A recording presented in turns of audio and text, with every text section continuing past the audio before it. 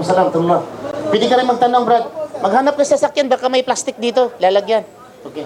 So, dito, mayroon dito si Ibrahim Palomares. Isa itong Bulanon. Taga Bujol ka dong, no? Taga Bujol. Taga... Saan sa Bohol? Ha? Taga Loon. Isang taga Bohol. Kung nakakita kayo ni Daguhoy, kilala nyo si Daguhoy.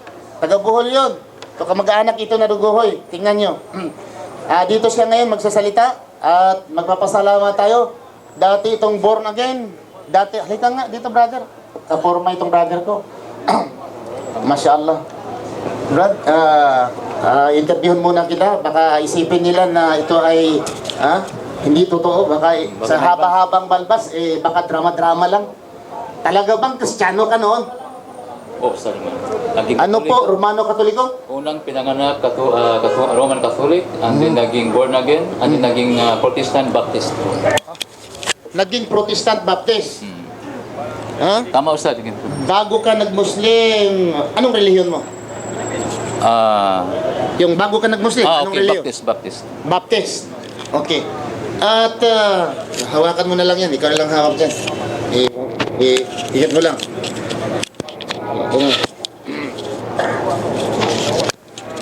So, yung ikaw po ay nag-Muslim, brother. Anong taon po kayo nag-Muslim? Alhamdulillah, 2008. 2008. Ilan na bang asawa natin ngayon? Merong isa, pero ngayon zero balance pa eh. Zero balance. Pero zero balance? Bakit? Sinipa mo yung isa? Wala, Ustad. Isa lang. Nagtatanong kasi ako, brother. Dahil ito mahilig kasi at mga Muslim sa pag-asawa. Kaya sa akin, tatanong ako. Dahil ako'y dalawa na. Kulang pa ng dalawa hanggang 4 sa Muslim, di ba? Opo, tama. Pero kung pahintulutan naman niya Allah, hindi mo rin tatanggihan. Hindi tatanggihan, basta kaya lang. Hoy, mga balo. Ayun sa Facebook, mahilig mga balo. Yung iniwala dyan. Basta maganda lang. At kahit matanda, basta malaki yung basakan. Walang problema. Okay lang. Kung ayaw niyo siya, sa akin na lang. Kung malaki yung basakan niyo, sa sinta ng edad niyo, ilapit kayo sa akin. Hindi kayo magsisisi. Okay. Brother, ano pong sa isang salita, sa tatlong apat, okay. ano pong salita, bakit po ikaw ay nag-Muslim? Kasi mamaya, explain mo yan, di ba? So ngayon, ano pong pinakadahilan na ikaw po ay nag-Muslim? Sa paghahanap ng katotohanan. Dahil sa paghahanap ng katotohanan. Imagine, paghanap ng katotohanan, naging Muslim. Okay? Instead naging muklo, naging Muslim. Okay? Dito ka na nag-Muslim, brother, sa Pilipinas ba? Dito po, sa Qatar. Dito ba, ha? Dito po. Sa Fanal Ano pong natapos mo, brother, kapag natapos mo sa pag-aaral ng ano? Ako isang accountancy, tapos din ng management. Accountant ka, tapos din ng management. No, tapos minamanage ko na ngayon ng Islam. Minamanage mo ng Islam, pati yung misis. Tama. Minamanage kasi kung masunurin ka sa misis, peligro yan. Oo nga. Dapat ang misis ang susunod sa akin. Susunod sa atin. Hindi yung misis, masunurin ka sa misis. Tama. Sino bang masunurin dito sa misis? Wala, no? Kasi bago dyan, bago ko ibigay sa iyo ang mikropono. Mayroon akong sabihin sa kanila. Nabanggit naman talaga ang misis. Mayroon daw yung isang hari. Short lang ito, sandali lang, brother. Mayroon daw isang hari. Sabi niya, sino po sa aking mga sakupan ng mga lalaki na masunurin sa kanyang misis? Itong linya. Linya lahat. Masunurin sa misis. Naku. Nagparang ang hari dahil halos lahat masunurin sa misis. Sabi niya, sino pong masunurin dito sa sino po yung boss, yung boss sa pamilya? Yung lalaki na sinusunod sa misis dito. Ganun, isa doon. Tuwang-tuwang ngayon ang hari. Tuwang-tuwa siya dahil sa kanyang subordinate, sa kanyang sakupan, talagang may matatag palang lalaki na hindi lang sunod-sunuran si misis. Tuwang-tuwang ngayon ang hari. So ang ginawa ng hari, lahat ng nakapila na masunurin sa misis, ay binigyan niya ng itlog. Noong unang panahon, brother, yung itlog na sinasaing, malaking value na yan. Noong unang panahon, naalala ko nga, yung bata pa ako, pag nilalagnat ako, yung itlog, 1/4 yun, akin, ang 1/4 sa ibang kapatid. Noon yung itlog, malaking bagay na yun, lalo pa sa disyerto. So yung lalaki na talagang boss, sabi ng hari, magpili ka, bigyan kita ng kabayo. Brown, itim at puti. Kinuha niya ang brown, uwi siya. Yung uwi din siya, papunta sa misis niya. Ano? Darling, may dala kong kabayo. Tingnan mo ang kabayo, dala ko sinasakyan ko. Ang grabe nito, regalo ito sa akin. Dahil ako'y bus. Sa ating pamilya, ako ang bus, ako nasusunod. Sinabi ko sa hari na ako'y masusunod sa yung mga kasamaan ko. Sinusunod nila, ay misis nila. Ang natanggap nila, itlog. Sa akin, kabayo, brown. Tingnan mo, tingnan ng misis. Ang ganda, brown. Pero alam mo, tatlo ito. May itim, may puti, may brown. Pinili ko ang brown. Tingnan mo. Sabi ng misis, alam mo, darling, maganda din ang brown. Pero kung itim ang pinili mo, mas lalo kang magandang lalaki. Talagang astig ka tingnan sa pag itim yung itim yung kabayo ang pinili mo. Walang problema, darling. Dahil pwede ko nang i-shop eh. Papalitan ko ito. Pwede naman dun. Kasi tatlo pinapipili ako eh. Ibalik ko ito. Papalitan sigurado ako. Balik sa kayo. Balik. Sa king. Hari, mahal na hari. Papalitan ko po yung kabayo ko. Kasi pinapili ko kanina, tatlong kulay, di ba? Itim, puti, at brown. Ngayon, ipalitan ko ng itim. Sabi ng hari, bakit palitan mo ng itim? Sabi ng misis, maganda daw ako sa brown. Pero mas lalo akong makisig at maganda pag maitim. Yun ang dahilan nga, palitan ko ng itim. Sabi ng hari, akin na nga ang kabayo mo. Sige na, tanggapin ko ang kabayo. Binigyan siya ng itlog. Binigyan siya ng itlog. Dahil ang nasusunod din pala misis din sa mga kapatid. Sana naman, hindi tayo masunurin sa misis. Sundin lang natin ang misis kung tama sila. Tama ayon sa Quran. So brother, sorry ka. Nagsasalita lang ako para lang mintras sa pang appetizer. Okay? Sa iyo na, Brother Ibrahim. Hello. A'udzu billahi minasyaitonir rajim. Bismillahirrahmanirrahim. Alhamdulillahi rabbil alamin.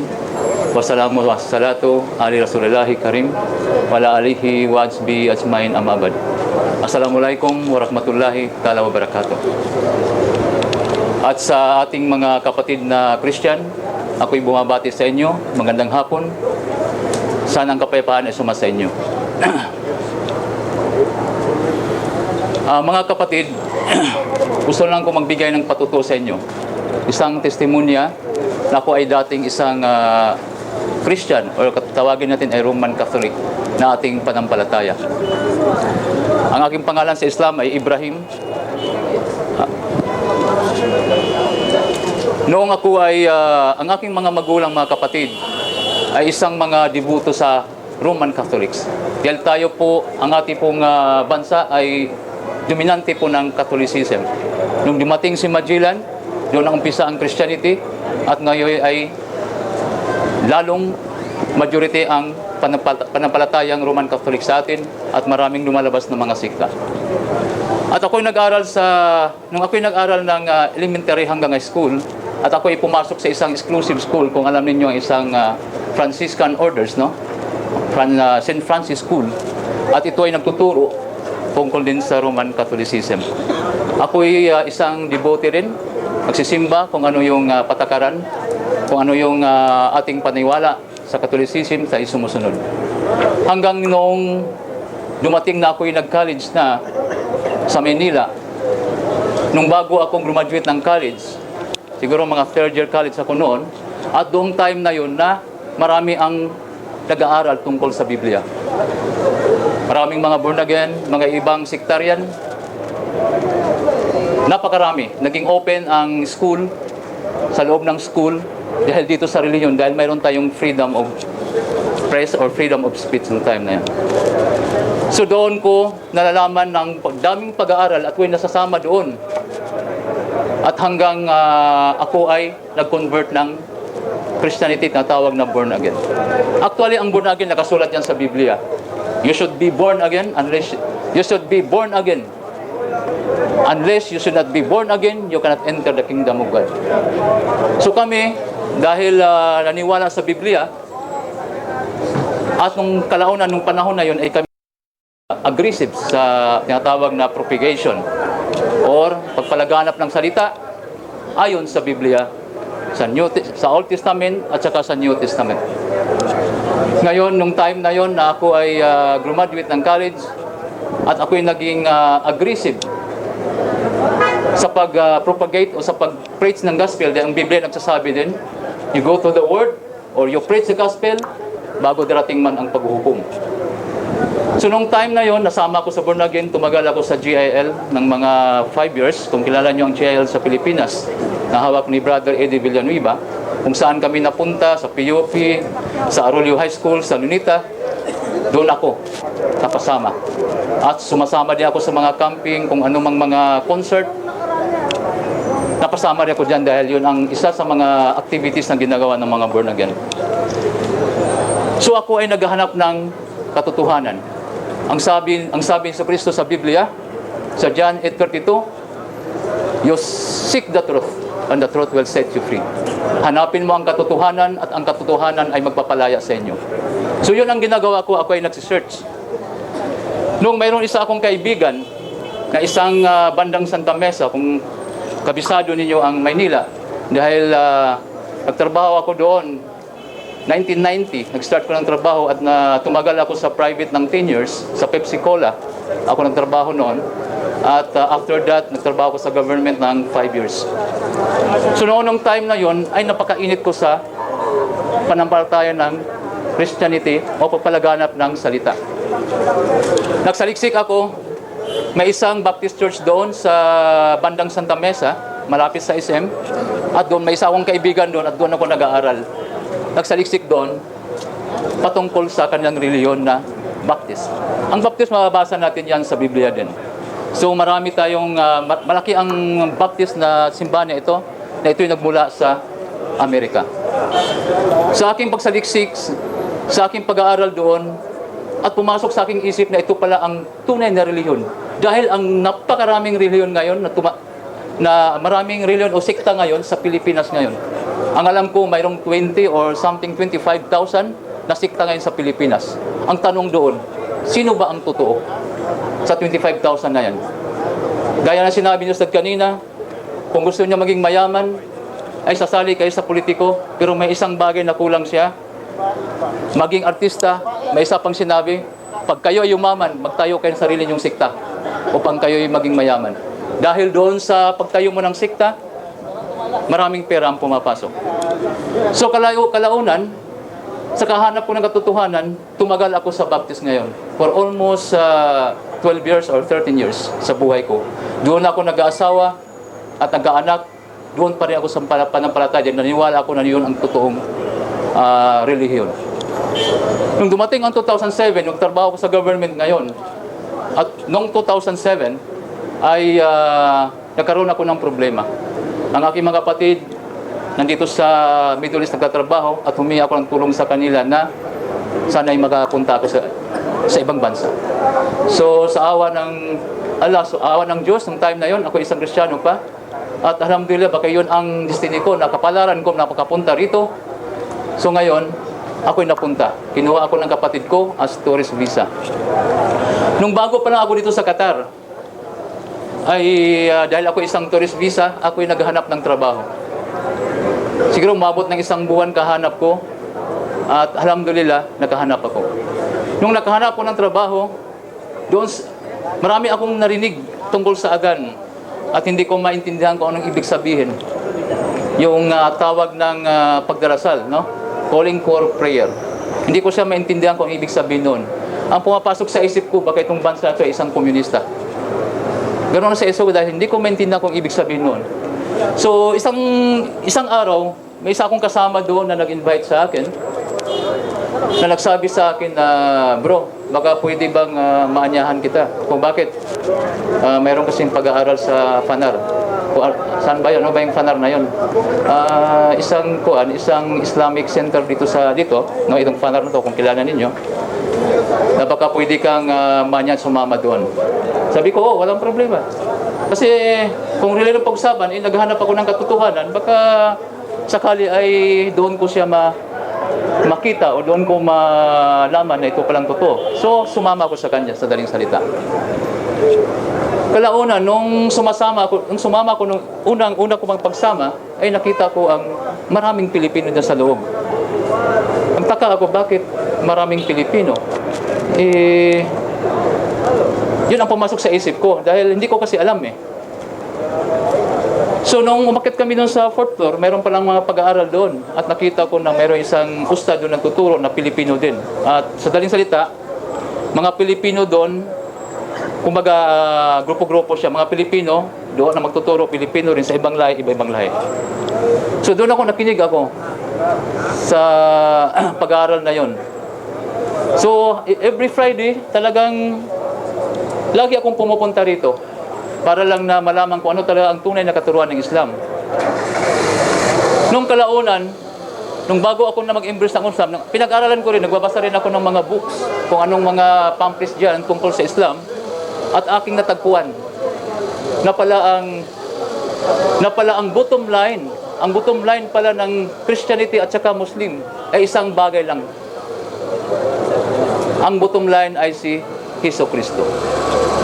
Bakit si Hesus Kristo, peace be upon Him, ang naging bottom line doon? Dahil sa Kristyanismo, ang paniniwala ng Kristyanismo ay naniwala na si Jesus ay isang Diyos at anak ng Diyos. So, mayroong tatlong personas, tatlong Diyos, paniwala. Catholic, born again, Protestant, whatsoever kind of denomination, ganun pa rin ang paniwala nila. Trinity pa rin. Tatlo pa rin Diyos. Nung napag-aralan ko ng maigi ang Islam, lalo na sa Old Testament, nagtuturo pala doon ang tinatawag na monotheism. Ano yung monotheism? O unitary. Ang pagsamba lamang, ang pagkilala lamang sa isang tunay at nag-iisang Diyos.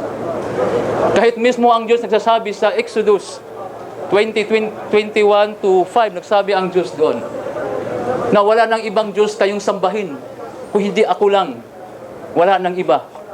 Huwag kayong gumawa ng mga imahin na gawa ng kamay ng tao, nasa langit man, sa baba ng langit, o sa lupa man, dahil ako ay isang manibughuon na Diyos. I'm a jealous God. O nga, tama naman ang Muslim. Ang sinasamba nila ay nag-iisa lang. Bakit sa Christian ganito? Dahil nung time na yun, naging Kristiyano ako noon, yun ang ipinangaral din namin. Na nangaral kami na si Kristo ay inyong tanggapin bilang Panginoon na tagapagligtas. Bakit na iba sa Muslim, sa Islam? Noong nagtatanong ako sa ustad na ganito, nasasagot ng ustad na ganito pala si Kristo ay isang dakilang propeta at sugo ng Diyos, sugo ng Allah subhanahu wa ta'ala. So ang ibig lang sabihin, ang lahat ng mga propeta na sinugo ng Allah subhanahu wa ta'ala, ng dakilang Diyos na tagapaglikha, ay isa lang, pantay-pantay ang kanilang layunin. Ano ba ang purpose? Bakit nagsugo ang Diyos ng mga propeta?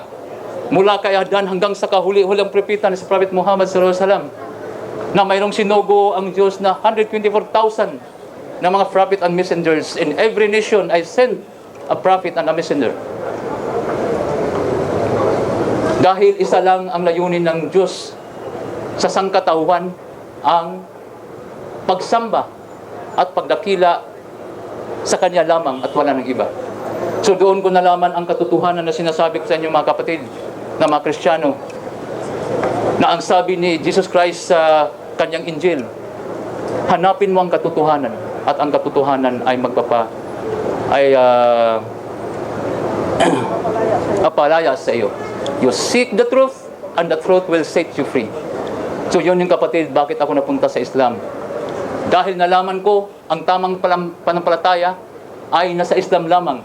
Dahil mismo ang Diyos nagsabi sa Islam, ang Allah subhanahu wa ta'ala, wala na akong ibang binigay sa inyo na relihiyon kung hindi ang Islam.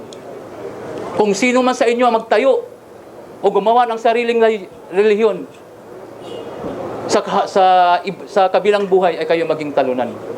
If you seek only Islam given by God, by Allah subhanahu wa ta'ala, if you seek religion other than Islam, and in the hereafter, you will get lost.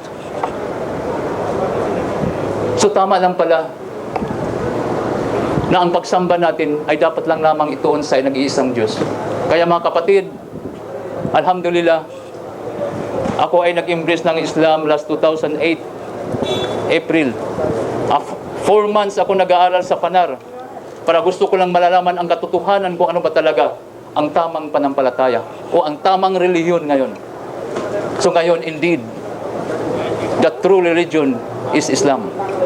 Alhamdulillah Rabbil Alamin. Maraming salamat po.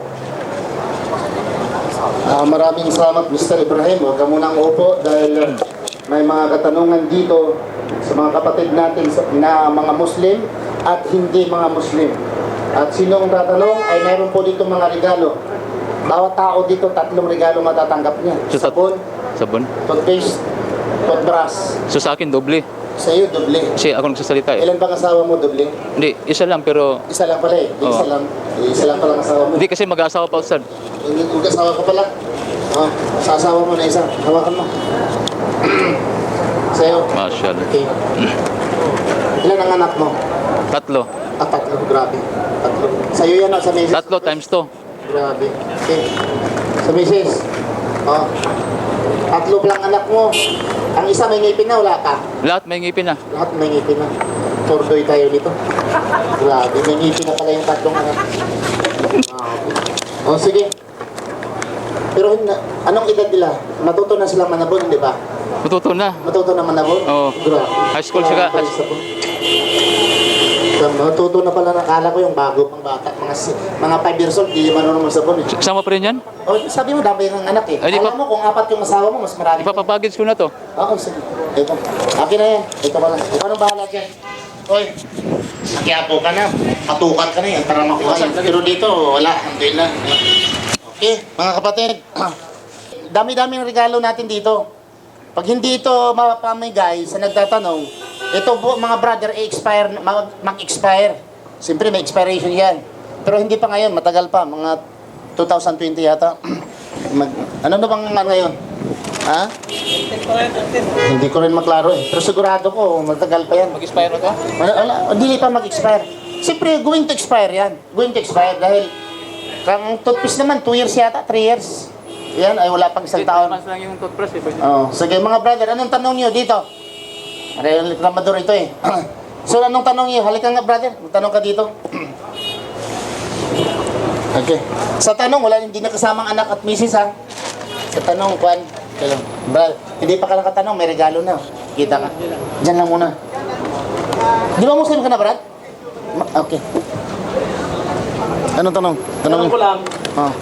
sa Islam ba, ay meron din bang karapatan ng babae na tumanggi ayon sa pinagkasundo sa kanya ng magulang?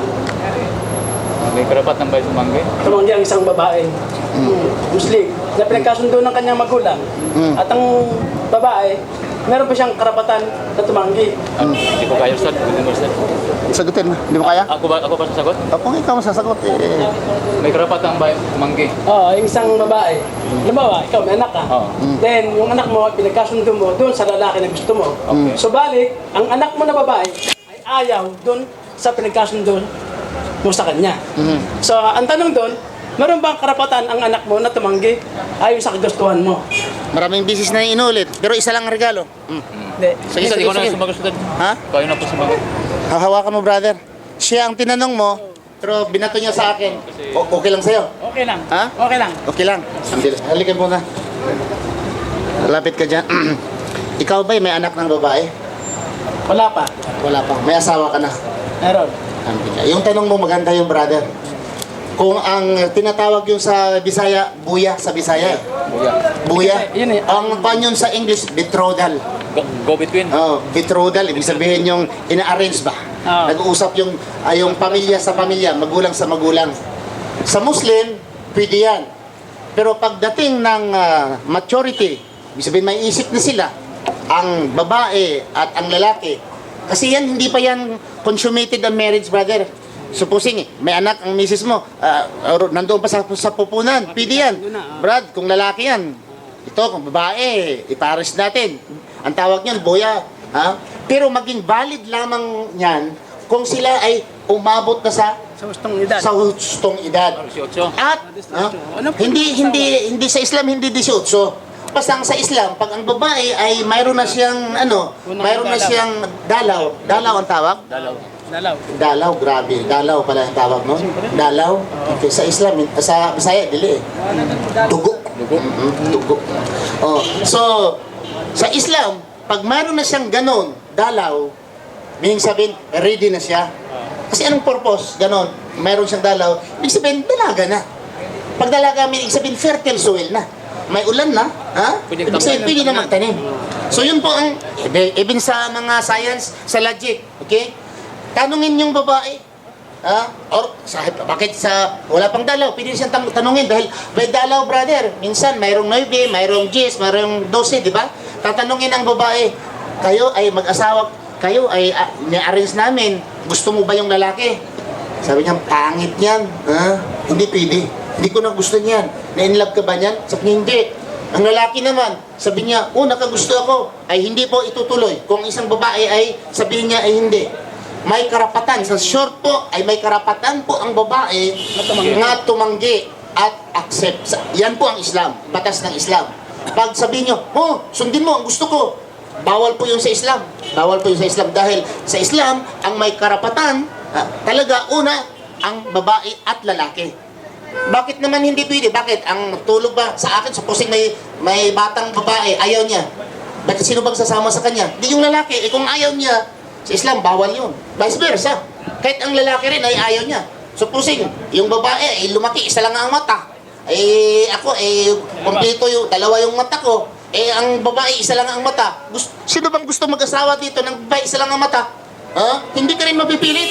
Kung lalaki, ayaw ko yun or duling, sabihin natin nagduling. Pasensya lang kayo kung may mga duling dito ha, hindi tayo sinasadya. Okay? So, sa Islam, brother, both, mayroon silang karapatan, pagtanggi or tatanggap. Love letter dito. Okay? Satisfied ka, brother? Satisfied. Okay. Okay. Sige, inshallah, pag may anak ng dalaga, sabihin mo sa akin ha. Okay. Hindi. Ako pwede pa Alhamdulillah. Okay, salam, bro, brother, ustad. Yung magshihada. Nag-aantay na. Sana. Hindi nyo dinala. Na may magsashihada daw dito. Brother, ikaw ba yun? Gusto kang mag-Muslim? Halika dito. Gusto ka rin mamuklo para ha? Saan ka sa atin? Sambales? Sambales. Sambales. Ano pong lingwahe ito? Tagalog, Sambal, Ilocano? Sambal. Sambal. Anong pong pangalan natin, brother? Morris. Morris? Philip Morris? Hindi na, Morris lang. Morris lang. Apelyido? Dumlaw. Dumlaw. Philip, Morris, Dumlaw. Ang parents, tinatanong kita, brother, dahil baka iniisip nila, drama-drama Kasi maraming nagsasabi na, hindi yan, drama-drama, mga Muslim lang yan. Nagpa-Muslim-Musliman lang yan. Pero actually, ito, ganun. So tinatanong kita, para pagpapatunay, sa manonood sa YouTube at Facebook, ay hindi ito gawa-gawa natin. Talagang totoo. Yung parents mo, ang pangalan nila? Luis po, Luis. Luis Dumlaw. Dumlaw. Ang nanay mo? Trinidad Dumlaw. Trinidad Dumlaw. Saan po nakatira, brother? Sambales po. Sambales. Ang Sambales. Ganon. Olongapo. Olongapo. Opo, Olongapo. Olongapo ha, Sambales, Olongapo. Ano pong nakain natin, brother? Masama, no? Anong nakain? Bakit ka mag-Muslim? Masama yun Ano bang dapat? Ano pong dahilan pala? Kasi siya ka Bisaya Ano pong dahilan na ikaw po'y yayakap sa Islam ngayon? Naghahanap po rin ng katotohanan. Naghahanap din ng katotohanan. Naghanap ng katotohanan. Buti katotohanan. Akala ko naghanap ng asawa naman. Hindi pala. Kasi marami dyan, mga babae nag-Muslim, naghanap sila ng asawa. Sa panahon. So nag-Muslim sila. Ikaw naghanap ng katotohanan. Okay? Ano pong relihiyon natin, brother? Kristiyano. Anong pong klaseng Kristiyano? Katoliko. Romano, Katoliko. Kung malaman ng misis mo na ikaw ay nag-Muslim, ano kaya mangyari? Makita na sa Facebook at YouTube ito. Ako naman ang masusunod. Hindi naman isa. Yun ang tunay na lalaki. Kabayo ang dapat matanggap dito Talagang kabayo ang matatanggap dahil siya palang nasusunod. Marami ditong lalaki, ang nasusunod, misis. Takot sa hiwalay ni misis. Grabe naman yan. Di ba? Ilan po ang ating anak, brother? Tatlo. Mga tatlo mga lalaki lahat. 2 babae, 1 lalaki. Alhamdulillah. Dapat tanungin mo ito Alam na ni brother, may karapatan ang babae. Okay. So ngayon, brother, ikaw po'y handa na mag-Muslim. Di, Ustad Abdul Kader. Yan ang ustad namin, Ustad Abdul Kader. Sultan, halika, magsyahada. Ipasyahada mo yung Caliph al-Islam. Halika dito. Okay. Magpapasyahada. Ito siya, Budaw. Okay. Yung ustad namin. Sige. Sige. Ipasyahada lang. Kasi gusto ko mag-share din sila. Okay. Okay, ganun. Sundan mo lang, brother. Magsyahada. O, diretso. Oh. Yung magsyahada, ganun din yung, ganun. Oh. Ginto ito, brother, hindi? Ginto? Kasi sa Islam, bawal ang ginto. So, nagtanong lang ako dahil, silver. Walang problema, brother. Silver, bronze, puri. Pero yung ginto, bawal sa Muslim. Pag lalaki. Sa babae, okay lang. Okay. Diretso na. Diretso na lang. Oh. Sundan niyo ako. Ashhadu Asyhadu an la an la ilaha ilaha illallah illallah wa ashhadu wa asyhadu anna anna Muhammadan Muhammadan abduhu abduhu wa rasuluhu wa rasuluh wa ashhadu wa asyhadu anna anna Isa Isa ibnu ibnu Maryam Maryam abduhu abduhu wa rasuluhu wa rasuluh wa ashhadu wa asyhadu annara annara haq haq haq wal jannata wal jannata haq. haq. Allahu akbar. Allahu Akbar. Allahu akbar. Welcome, brother. Kung kanang yayakapin ka namin. Kasi pag nagsyahada dito, niyakap namin. Oy, mga babae pala, exempted. Kasi, surety kayo, no? Ang lalaki pala, pag nag-Muslim, ang yumakap sa lalaki, lalaki rin. Ang babae, ang yumakap, pag nag-Muslim ang babae, ang yayakap babae rin. May lalaki, pwede. Mister niya. Oo, o mister niya, kung pwede, mister niya. Pwedeng yayakap sa kanya. Pero, sa babae, Muslim na siya. Alhamdulillah. Pwede siya. Huwag mong kalimutan, pwede ka na mag-asawa ng apat. Yung misis ko, pag asawa ng pinag-usapan, palaging galit eh. Palaging galit. Bakit daw tatagalan pa? Bakit di na lang gagawin? Salita na salita daw. Apat asawa. Hanggang ngayon, dalawa pa. Si misis, tuwan ka lang ha. Tiis ka lang. Alhamdulillah. Sige, brother. Magtanong kayo. May mga regalo po dito. Hindi po namin pinipilit yan ha. At wala pong pera. Dahil sabi nila, pag nag-Muslim daw, binibigyan ng pera. Sundan ninyo at tanungin ninyo kung binibigyan niya ng pera. Walang pera po. Dahil karamihan na nagsasabi, pag nag-Muslim ka, mayroong 5,000, may 10,000, may 50,000 pa daw. Pag ikaw ay nag-Muslim, bigyan daw. Jackpot naman. Kung ganyan, hindi na mag-abroad. Doon na lang sa Pilipinas. Kung mayroong isang kabandya, bangko na pamimigay, bakit pa pupunta ng Qatar? Dalhin ko na lang yung pera at doon na sa Pilipinas, di ba? Mag-Muslim kayo. Ano ba ang 5,000? Kung sa doon sa Lunita niyan, hindi, milyon-milyon siguro mag-Muslim. Kinabukasan, Katoliko naman.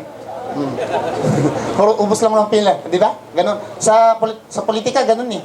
Nagbabayad ng pera pagkatapos, gusto siyang butaran si Revilla, binutaran pala niya si Miriam Defensor. Mayroong ganon. Si Miriam Defensor, nagbigay din ng pera, example lang. Iba palang binubutahan. Ang binubutahan kisa Joseph Estrada, Lolo. Sino, ang tanong naman, may mga regalo dito. Nabigyan ba yung regalo niya mag-Muslim? Nabigyan na. Sige, magtanong kayo mga brother. Kahit anong tanong dito.